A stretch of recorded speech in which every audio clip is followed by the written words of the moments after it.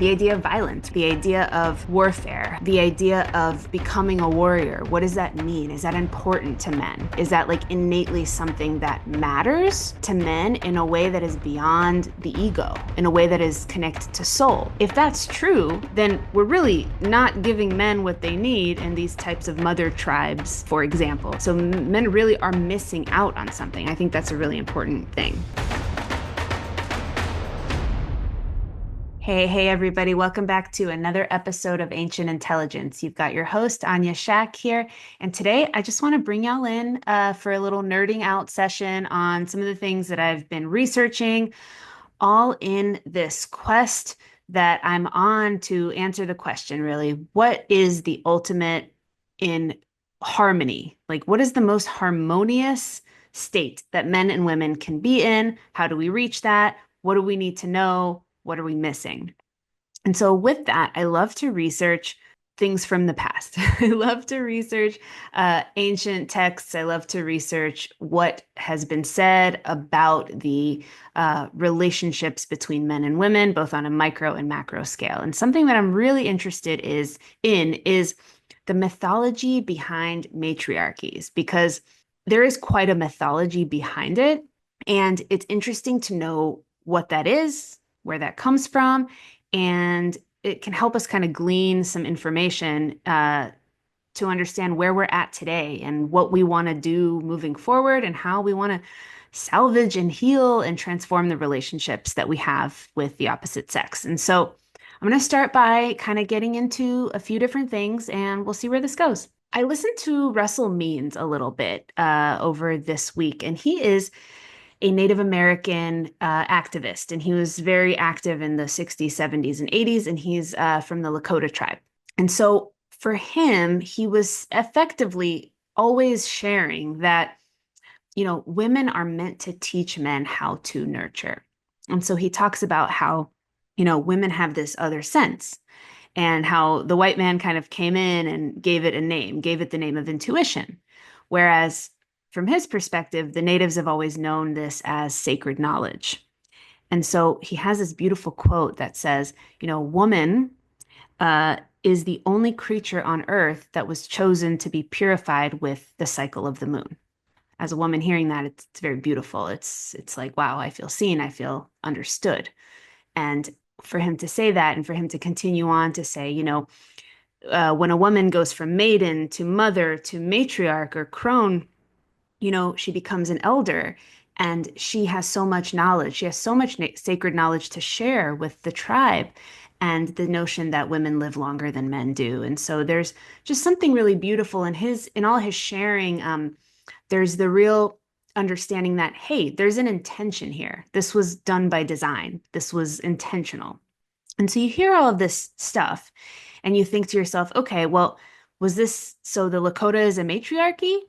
And I was thinking about this and I was researching and I was just like, well, what does matriarchy really mean, right? If you take the word, you take the etymology, it just means ruled by mothers.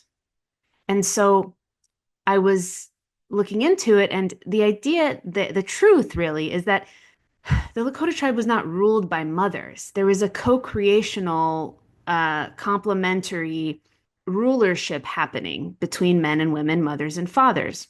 And so actually, I heard this pastor once say something like, the truth about leadership is that both man and woman are leaders. Man is a leader through position, but woman is leader through influence, right? She doesn't need to take a man's position because she has a different lane for leadership, right? It's influential, it's different. And so within the Lakota and then other tribes as well, like the Iroquois, people always say they're matriarchal, but they're not. The chiefs are still men. The women are quite influential in that they are looked to for guidance and for intuitive knowledge, sacred knowledge, right?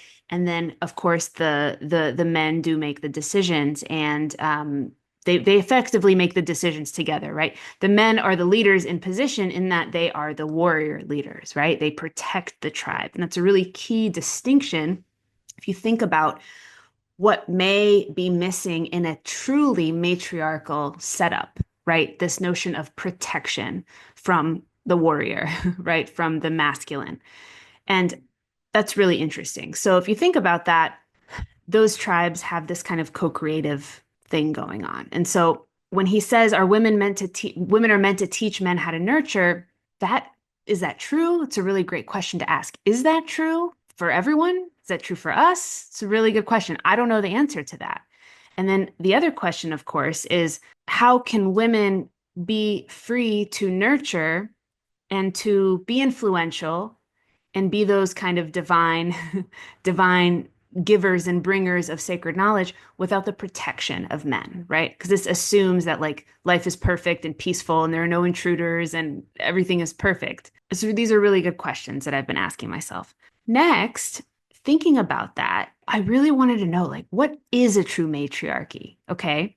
If those Native American tribes are not matriarchies, they're just matrilineal, right? Descent is traced through the mother, but men and women hold positions of power, even though the female power is not so hierarchical, it's just influential. What is a true matriarchy? What is like a system that is ruled by mothers?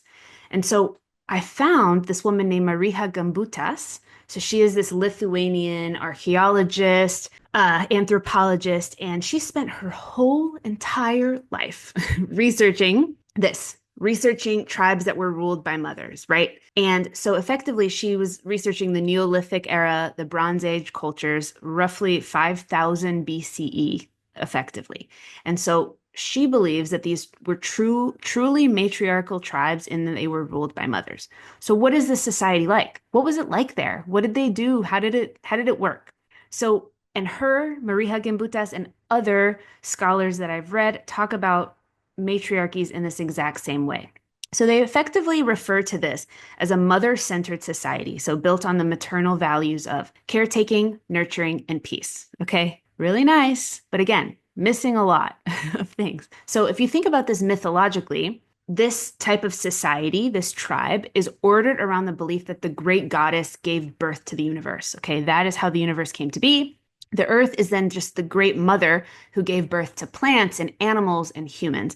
And so, therefore, each one of us is a child of the great mother. It really, really, really leaves men out in a big way in regards to like the beginning of the universe. But that's fine. It's a very, very beautiful and deep reverence for the great mother, motherhood, giving birth, fertility, the cycles of death and life. It's really lovely stuff, right? And so if you think about, okay, that's amazing. So what were these societies actually like? Like, how did it work day to day? So the politics were facilitated by the matriarch of the tribe. They would have like the great mother, right? The eldest woman, the elder of the elders. They lived in these mother houses. So they practiced this thing called visiting marriage. So effectively, women would invite spouses or lovers to stay overnight, but they don't live together. So the spouses and lovers would never move in there. They would stay in their own mother houses, right? Everyone stayed connected to their own mother. And really important to note, there's really no value placed on paternity. So I thought this was really interesting. So the idea is that promiscuity is celebrated much more than not. All children are effectively the children of the Great Mother, and all of the people of the tribe are meant to mother and father these children. Though no one really talks about fatherhood. In all of those texts, like you don't really get a lot of conversations around fatherhood and the distinction of fatherhood from motherhood.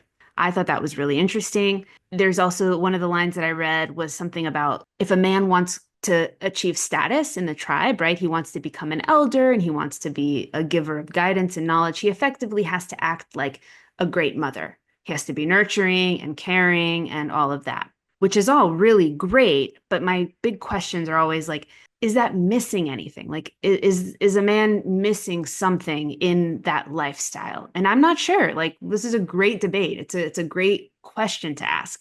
With a society like this, you can imagine there's no private property or territorial claims. So it's subsistence farming, gift-based economy, and then the matriarch has the position over all the food, the flocks, the fields, and all the goods are kind of collected, put into her hands, and she distributes them based on everyone's needs. Okay. I thought that was really interesting. Based on that knowledge, I actually have read a lot of books by this author named Mary Mackey. And she is, again, she's a fiction writer, but all of her work, most of it, is based on this research by this Lithuanian archaeologist, right? It's a historically inspired fiction, and so she's effectively telling stories about life and relationships and people circa this 5,000 years, 5,000 BCE, which I find fascinating. I've read a lot, and one of the anecdotes from her books is something like, these mother tribes, they don't really even know the terminology. She's created this world, right? But they don't understand the terminology having sex. To them, they call it sharing joy.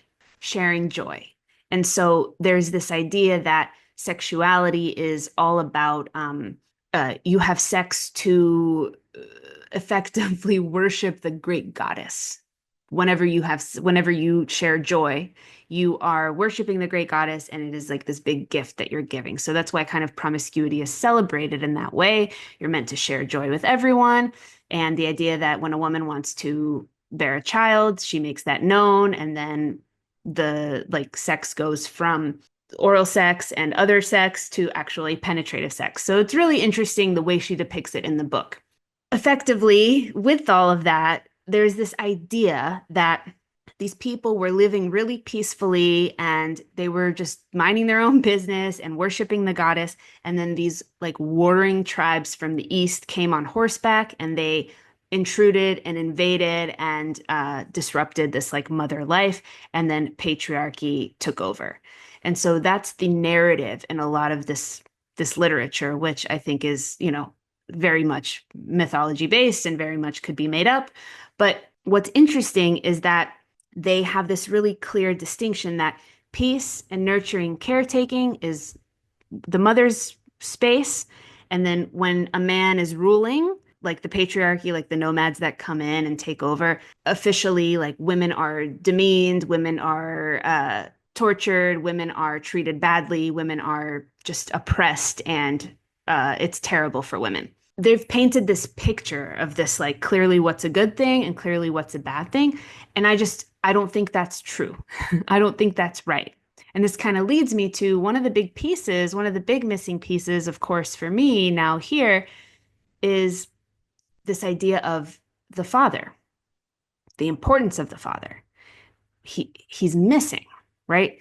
He's not there. He's not present. And you know, thinking about how much this type of storytelling and that type of mythology, this like mother tribe mythology, is in contrast to the Judeo-Christian ideas of God as the father, right? He who created the universe created man, which meant man and woman, Adam, right? And then it's not good for man to be alone. So then he effectively split them and created two, right? He created man from dust and he created woman from man's rib. And now you have these two counterparts. And the idea, of course, is the nurturing aspect, all of the aspects that these mother tribes had in regards to the maternal values of nurturing, caretaking, peace, all of that, that comes to life in the female that God creates when you think about things from a Jewish or Christian perspective. And in order for her to maintain those things, she's got to have protection. She's got to have this effectively patriarch coming in to, be the father, right? Be the father that's benevolent, that is protective, that is strong, but in his own way, right? That is caring and nurturing and in a masculine way and has all of those qualities too. And together they teach each other, right? So maybe Russell Means was right all along when it's like the woman is teaching the man how to be more nurturing and the man is teaching the woman how to be more, teaching the man things that he needs to teach her. What is he teaching her, right? To trust, to understand what it's like to have to deal with difficult situations. There's so many questions to ask here, right? And so I think that's definitely something that's missing in that storytelling. So I'm just kind of still asking all these questions. And it's just so fun for me because I just really nerd out over this research because, the idea of violence, right? The idea of warfare, the idea of becoming a warrior. What does that mean? Is that important to men? right? Is that like innately something that matters to men in a way that is beyond the ego, in a way that is connected to soul? If that's true, then we're really not giving men what they need in these types of mother tribes. Like, let's, for example, right? So men really are missing out on something. I think that's a really important thing. Also, size is really important. If you think about these mother tribes and the way that they're discussed and described, they're really, really tiny. And not having a hierarchy for a really tiny group might work. But if you get bigger than 100 and 150, you can't have cooperation without a hierarchy.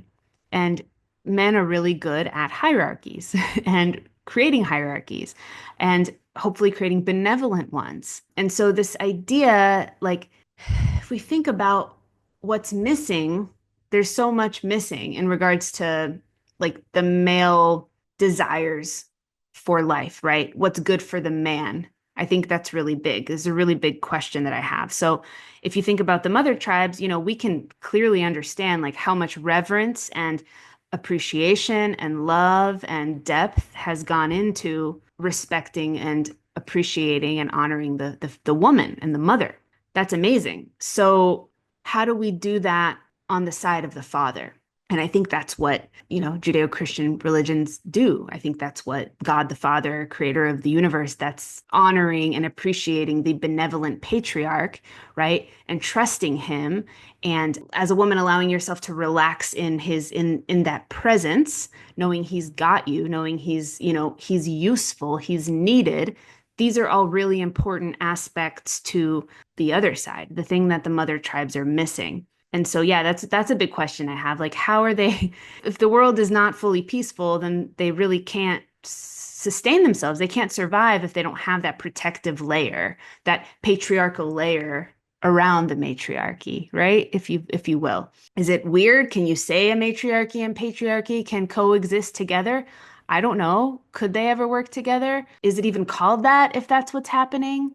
I guess that's a big question I have. And then really another big question I have is like, the way that those mother tribes, the way that I just kind of defined what those were like and what being a part of that was like, in 5000 BCE, can we do the same thing with patriarchy? Can we define what a patriarchy is if we uncouple this modern narrative that it's like oppressive and forceful? It's just simply ruled by fathers. So if we take the Judeo-Christian idea, right, like the creation story, and we go from that place, then can we create a narrative that is honoring fathers the same way that mother tribes honor mothers? And then can we put them together? Can we do that? I don't know. This topic is really fun, and there's a lot of questions, as you guys can see, that I already have, but hopefully that was just a little fun mythological take on, what's going on here. And of course, if you don't subscribe to the Judeo-Christian idea of God, the Father created the universe, then there's a greater conversation, right, to ask. Then you have to ask yourself, what does it even mean to be a father? What is the point of being a father? What does he do? What is his value? What is his purpose? And just who is he, right? Amazing question to ask in the same way that we've been clearly able to articulate that for the mother. And I think there's rich, rich answers for this. And it's something I'm going to keep thinking about as I move through my week. I hope y'all have a good one. Until the next one. If you found value in what I'm doing here, please help me grow the podcast. And you can do one of two things. Either share the episode with a friend or leave me a review on Spotify or Apple. This will help me so much. Until next time.